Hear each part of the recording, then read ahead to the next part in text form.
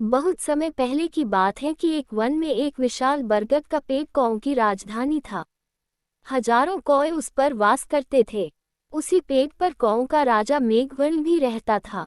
बरगद के पेड़ के पास ही एक पहाड़ी थी, जिसमें असंख्य गुफाएं थीं। उन गुफाओं में उल्लू निवास करते थे। उनका राजा अरिमर्दन था। अरिमर्दन बहुत पराक्रमी राजा था। कौओं को तो उसने उल्लुओं का दुश्मन नंबर 1 घोषित कर रखा था।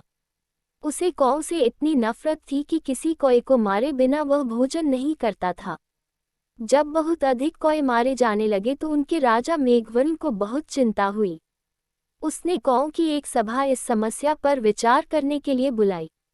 मेघवर्ण बोला, मेरे प्यारे कौओं, आपको तो पता ही है कि उल्लुओं के आक्रमणों के कारण हमारा जीवन असुरक्षित हो गया है।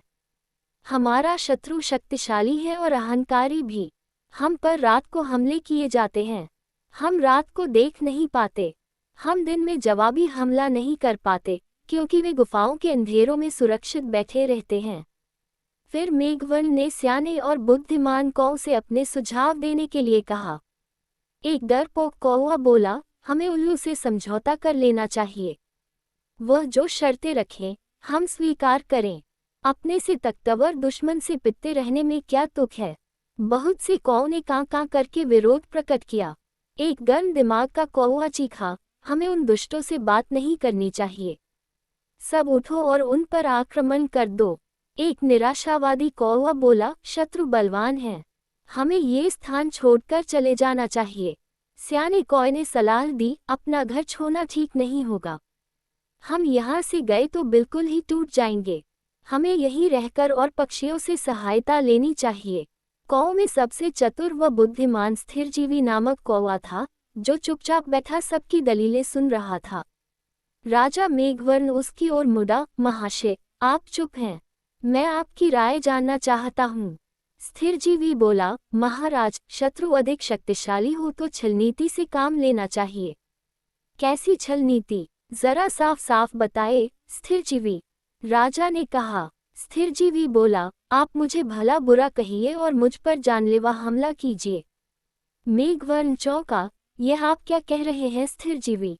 स्थिरजीवी राजा मेघवर्ण वाली डाली पर जाकर कान में बोला, छल नीति के लिए हमें यह नाटक करना पड़ेगा। हमारे आसपास के पेड़ों पर उल्लू जासूस हमारी इस सभा की सारी कार्यवाही देख रहे हैं। उन्हें दिखाकर हमें फूट और झगड़े का नाटक करना होगा। इसके बाद आप सारे कौओं को लेकर ऋषिमुख पर्वत पर जाकर मेरी प्रतीक्षा करें। मैं उल्लुओं के दल में शामिल होकर उनके विनाश का सामान जुटाऊंगा। घर का भेदी बनकर उनकी लंका ढाऊंगा। फिर नाटक शुरू हुआ। स्थिरजीवी चिल्लाकर बोला, मैं जैसा कहता हूँ वैसा कर राजा के बच्चे। क्यों हमें मरवाने पर तुला है। मेघवर्ण चीख उठा, गद्दार, राजा से ऐसी बदतमीजी से बोलने की तेरी हिम्मत कैसे हुई।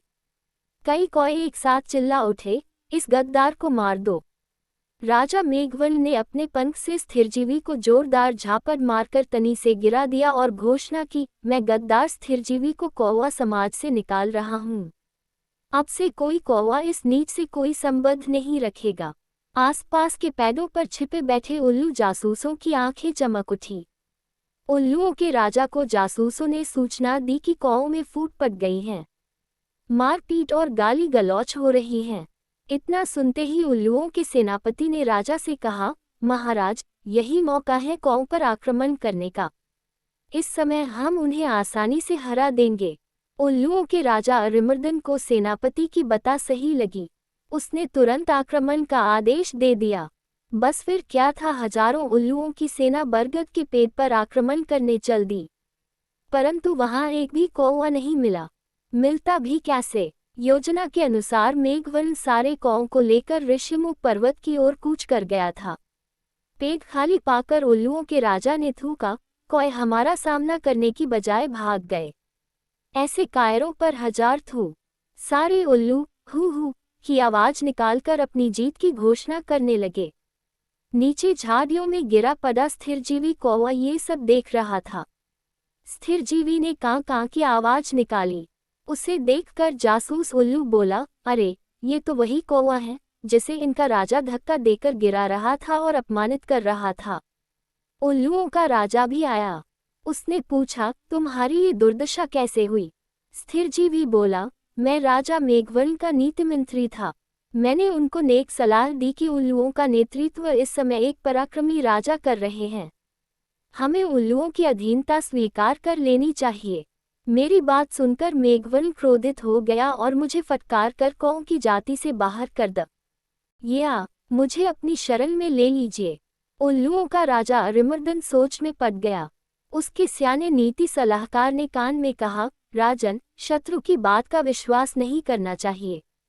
ये हमारा शत्रु है, इसे मार दो। एक चापलूस मंत्री बोला, नहीं महाराज, इस कौए को अपने साथ मिलाने में बड़ा लाभ रहेगा। ये कौओं के घर के भेद हमें बताएगा। राजा को भी स्थिरजीवी को अपने साथ मिलाने में लाभ नजर आया और उल्लू स्थिरजीवी कौए को अपने साथ ले गए। वहां अरिमर्दन ने उल्लू सेवकों से कहा, स्थिरजीवी को गुफा के शाही मेहमान कक्ष में ठहराओ। इन्हें कोई कष्ट नहीं होना चाहिए। स्थिरजीवी हाथ जोड़कर बोला, महाराज, आपने मुझे शरण दी, यही बहुत है।